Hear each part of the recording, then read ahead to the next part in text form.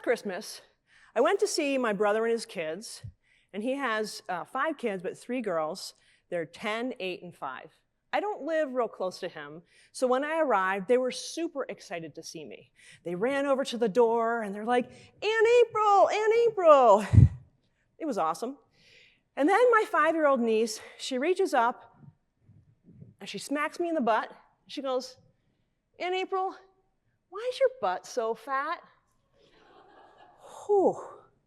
I immediately felt shame. And then I paused, and I thought of 2 possible responses, and I landed on a third. And I want to talk to you about what those responses were, why I had them, and what would have happened if I said them out loud. The last 6 years, I've been learning about and healing from my shame. And that's what I want to talk to you about today. So that first response that I went through my head was to shame myself. And I thought about things like saying, I don't know, I eat too much sugar. I don't exercise. I don't know, I just suck. Well, where do those voices come from? Where do those ideas come from? Research tells us that our inner critic comes from childhood experiences. And Dr. Krista Neff, a lead researcher on self-compassion, explains that we develop an inner self-critic to protect ourselves from external rejection. I know that that's true for me. I know that my inner critic is actually trying to help me. And how do I know that? I've actually gotten to know that part of me. And in conversations, it's told me that it thinks if it just beats me up enough before somebody else does, that it won't feel as bad. Which is really nice, right? Except it doesn't really work, right? It has the opposite effect. You see, shame activates our brain's threat response system, the same if we were being physically attacked. Your heart rate gets quicker, your breath gets more shallow, and you withdraw. I work with college students, and I work with a lot of them who are struggling academically. And when I ask them, hey, what's going on?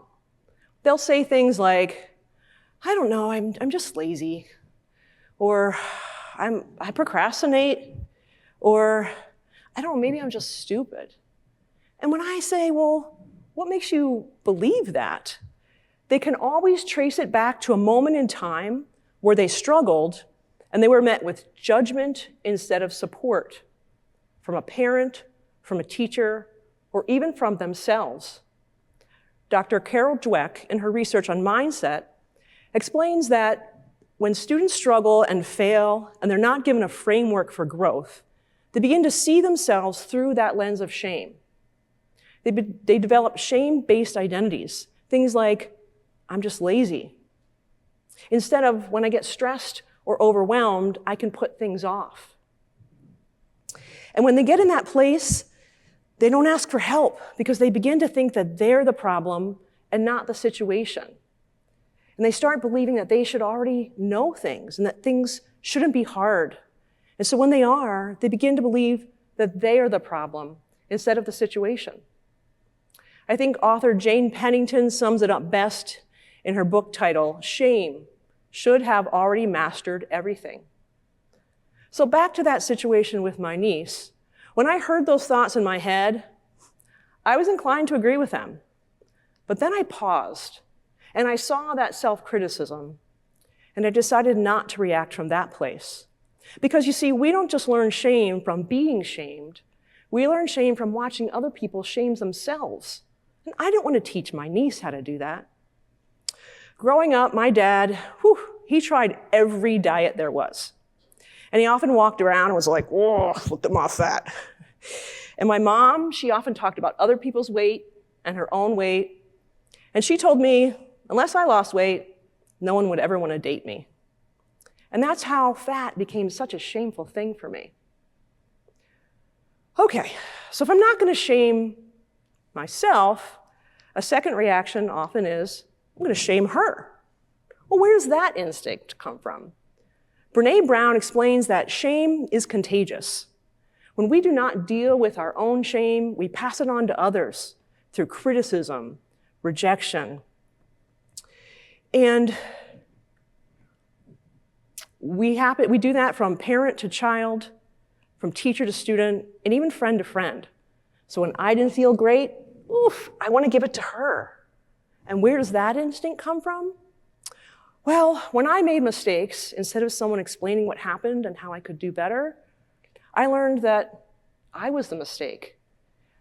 And just like my self-critic might have been trying to help me, but didn't, if I had shamed my niece to teach her, it would not have had that impact. I see this in education, when educators shame students for being confused or for messing up, or when students don't get things in on time or at all, and educators label them as lazy. Or really when students do anything, and someone makes up a story about them in their head and reacts from that place. When I think about my own educational journey, I can actually think of a shame story from almost every year. One story that comes to mind is when I was in 3rd grade, I went to the bathroom with my best friend, Terry Rex. And we're in the bathroom stalls, and she's in the stall right next to me. And I had this really exciting thing I wanted to tell her. So I hopped on that toilet paper holder, I pulled myself over the stall, and I told her. I was so excited. Well, something must have happened, because when I got back to the classroom, the teacher came over, took me by the arm, took me up to the front of the class, and had me write, "I will not stand on the toilet paper holder." What if instead that teacher had gotten curious and said, "April, why did you stand on the toilet paper holder?"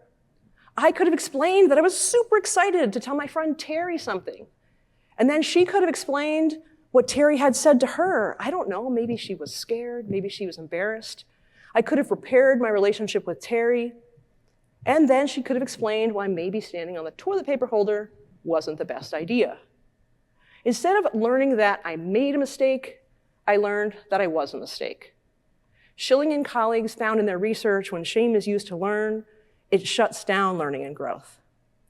Another story that comes to mind is when I was in Sunday school. One day we were learning about baptism. And in my tradition, you got baptized as an adult to be saved. And I remembered that we supported missionaries in Africa trying to save people. We had their pictures on our refrigerator, and I'd save up my pennies to send to them.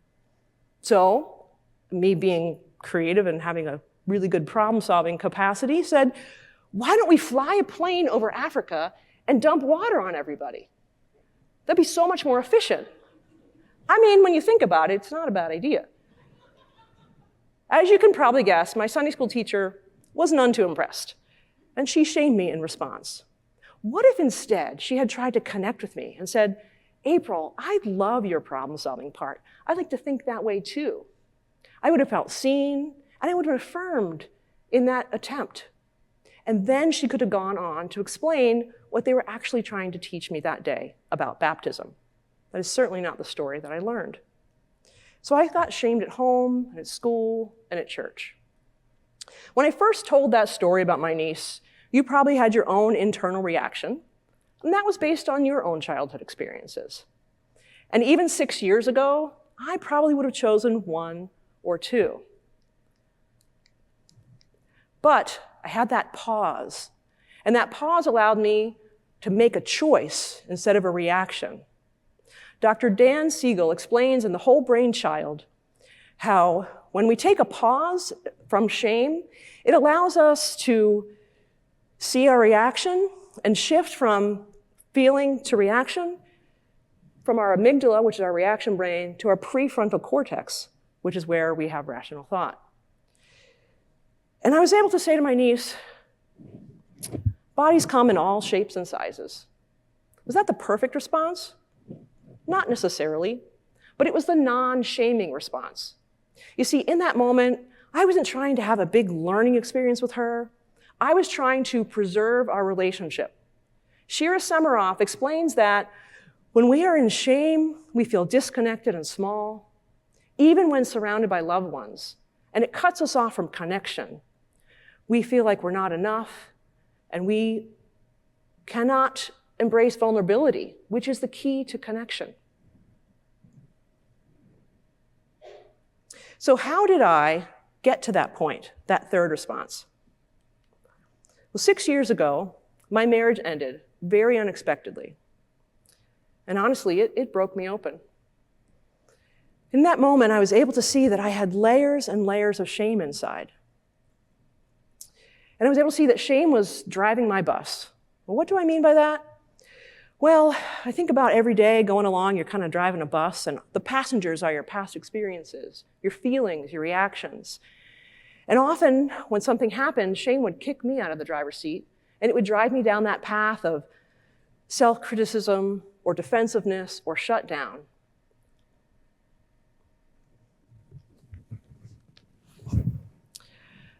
After my marriage ended, I found myself sitting on the ground and crying and crying. I mean, I cried a lot. And one day I took some deep breaths, and I noticed something different. I'm actually going to ask you to do that with me right now, if you would. You can close your eyes or just look at the ground and just take a nice deep breath in through your nose and then out through your mouth. One more time. A nice deep breath in through your nose and then slowly out through your mouth. Maybe you noticed a shift or something settled in you. That's because in that moment you were telling your nervous system that you're okay, that everything's okay. There is no threat right here. It's through that breathing that I began to discover meditation. And I used to think that meditation was clearing your mind, but that's actually not what meditation is at all. Meditation is noticing when you're not in the present moment and bringing yourself back gently. It's noticing when your brain has taken a left turn. And without shaming, you come back to the moment and you can see what's right in front of you, instead of that story you've been making up in your head or who's driving your bus. When I started to meditate, all of a sudden I had lots of feelings that I had never felt before. And I didn't know what to do with them because I did not grow up learning how to deal with or manage my emotions. And that led me to therapy. And in therapy, I learned something called internal family systems, which basically teaches you to have a relationship with those reactions and understand that while their intent, like my self-critical part, is always positive, sometimes their impact can be not as positive. And I was able to make a relationship with my shame and heal from it. I could even go back to that third grader and let her know, you didn't do anything wrong, you're okay, I love you. And she was able to let go of the shame, which just means I was able to let go of that shame. And through that, I learned a lot of self-love and love for others. I still had a really hard time accepting that I was lovable, because that's what shame tells us, that we're not enough. I was fortunate to have a spiritual teacher who met with me for a year, once a week. And she said, my whole job is just to love you. And every time we met, she never told me how I should or shouldn't be, how I should or shouldn't feel, that my needs or my wants or my feelings were wrong. It was incredibly, incredibly healing. So today's theme, what now, neighbor? When I heard that, I said, I want to talk about shame, which seems obvious, right? But for me, shame has kept me from being a good neighbor to myself or to others. And it's difficult because we are swimming in a culture of shame. Social media thrives on shame and humiliation. Advertisers shame us to make us feel like we're not worthy, so if we buy their product, we'll feel better. We cancel, we condemn, we criticize, instead of getting curious and reaching out for connection. And that lack of connection has led us to a loneliness epidemic. The Surgeon General found in 2024 that 30% of adults say they're lonely at least once a week. 10% say that they're lonely every day. And that impact of loneliness increases cardiovascular disease, increases your risk for stroke, dementia, depression, and anxiety. It's the equivalent of smoking 15 cigarettes a day. We cannot continue this way. We cannot continue shaming ourselves and others. It is not a path forward, because shame isolates, but connection heals. I want to leave you with 4 things that you can do when you're noticing shame. The first one is, again, to pause and notice, because shame thrives in dark. But when you can bring it into the light and get some space from it, then you can start to get curious about it. You can start to get curious about it. Why is this shame here? And actually, get a relationship with it. And then get curious about other people, what's going on with them. And that shame can lead you to connection. Brené Brown explains that shame cannot survive empathy. And for me, when I'm in a shame spiral, I now text my friends and I say, code blue. They know that means that I need connection. And when I see someone else in that space, I reach out to them for connection. And I was able to get that by working on self-compassion and compassion for others. Doctors Neff and Germer explained that when we practice compassion, it lights up the caregiving part of our brain. It rewires our brain for resilience, well-being, and empathy. It rewires our brain for love. And we are able to move forward with shame not having its grip on us. So if you want to work on your relationship with yourself, and with others, and the world, what now, neighbor? We've got to stop leading with shame. When you find yourself judging somebody else or judging yourself, pause, assume positive intent, and lead with curiosity, compassion, and connection.